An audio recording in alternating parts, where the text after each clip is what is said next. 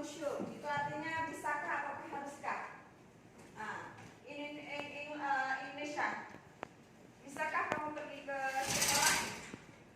Itu apa maksudnya?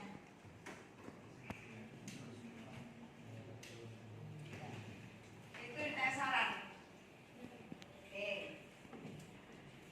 In English, could plus verb 1 ya. Verb 1, no verb 2 or verb 3.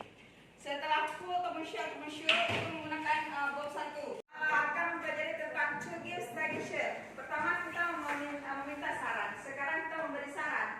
Ungkapannya itu menggunakan word both ataupun whole both plus verb in. Yang kedua itu why plus negatif.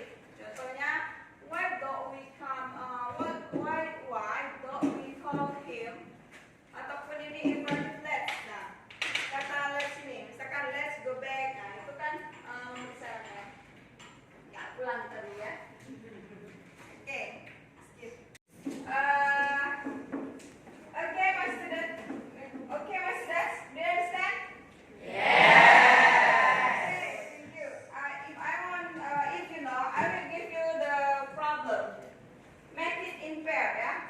Make the conversation.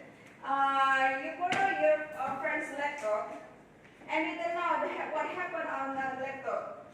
You found it. The laptop was broken. You have to make a conversation. Work it in pair. Make it in pair. Buat pasangan. Buat dialog. Oke? Kami buat dialog.